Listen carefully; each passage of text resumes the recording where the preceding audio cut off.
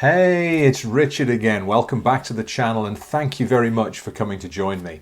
I'm going to start with a story. My son is doing an engineering apprenticeship. He's almost finished it, and actually it's a very good apprenticeship with a great company, a global company. And actually apprenticeships are fabulous, probably another topic for another day.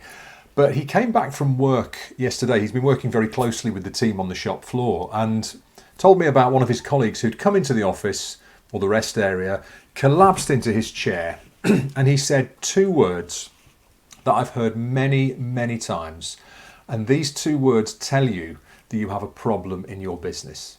And this guy came in and he sat down and went, "Oh, this place."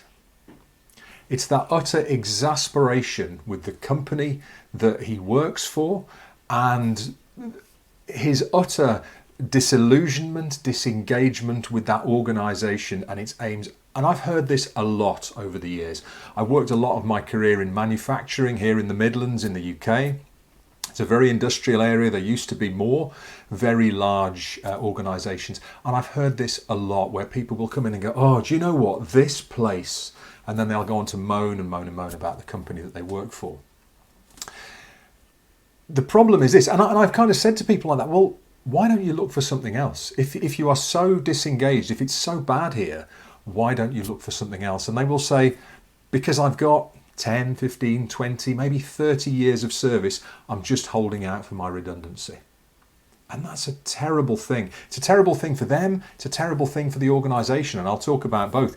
You see, in the Midlands, especially in the area where I live, everybody knew someone who'd worked at perhaps Peugeot or one of the big Jaguar plants. And when they closed, some people got enormous payouts. The owners wanted those plants shut quickly. They put together incredible redundancy packages. And those people who worked there, even who'd been there for 5 years, 10 years, walked out with huge sums of money. And honestly, the truth is that doesn't happen very often at all. Redundancy is okay, we're lucky in the UK that we have legally protected redundancy, but it's not a lot. People are not holding out for a lot.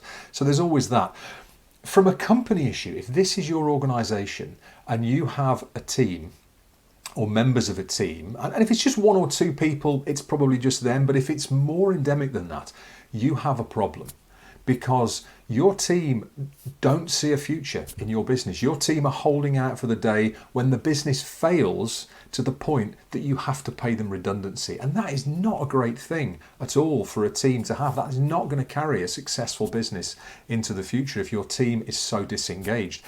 Passively disengaged, just moaning and suffering, or even moving to actively disengaged where they're working against you and trying to bring about the failure of the organisation. This does happen. So if you have a problem, what can you do about it? And the honest answer is, if people have hope, if people can see a vision and something they're working towards, that really helps. We tend to look at disengaged workforces and think, well, we'd better do an event, we'd better do some single thing quickly to try and lift their spirits. It might work for a day, it might not. But by having a clear, compelling long-term plan, many more of those people will start to see a future in the business and a future they want to belong to. Now, not everybody will, that's fine.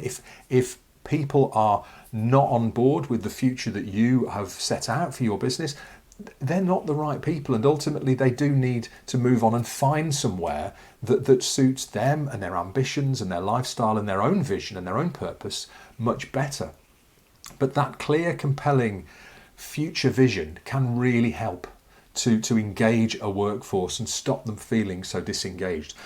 And at an individual level, if this is you, and I'm doing this with my hands, I'm imploring you that if you have felt like this for a very long time, and I've been there, I've been there in a number of jobs, you need to look for something else. If you cannot find, if you've tried, and if the company has tried to find a way to help to engage you and it's not working, you need to look for something that suits you better. And that is a fearful thing.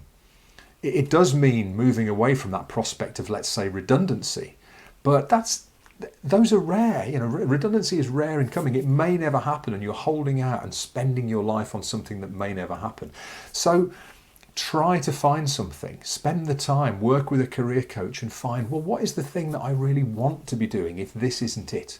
Because you get one life, you get one go at this. And if you're spending year after year feeling terribly disengaged and suffering with your mental health because of your work, you need to look for something that suits who you are. And I've never known anybody who's moved in these circumstances and then regretted it. They've never moved to something else and said, oh, do you know what, it was better back where I was, where it was rubbish. They never do, because they look and find something that's, that suits them better. So there's two angles to it. There's, if this is you as an individual, try, but when you've tried, if it's just not working, do the work and look for something that suits your own personal purpose, your own mission, your skills, your abilities, and what you want in the future, and move towards that. You owe it to yourself.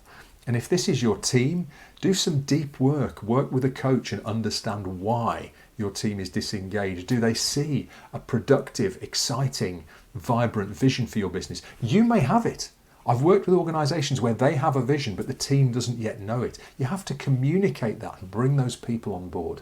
And then you won't have so much of those people sitting down in the restroom, coming back to the office and going, oh, do you know what? This place. Okay? It's not easy. It's sometimes not a short road, but it's work that all of us in our lives and in our organisations need to do. I hope, again, as I always say, that helped. Do check out my website if you'd like more of this kind of thing. Do subscribe to the YouTube channel. That really helps me to put more of these out into the world. I do these for free because I want you to have access to this information for yourselves, for your teams. If you're listening to the podcast, or if you'd rather listen to the podcast, it's over on Anchor. There'll be a link in the show notes where you can find the audio there. Listen to it when you're walking the dog, cycling to work, whatever it is, the time of the week that you find great to listen to podcasts. It's the same audio, but it's in two different formats that you can access it there. And do please subscribe there. Get in touch if I can ever help you. Thanks for joining me again, and I look forward to speaking to you soon. Cheers.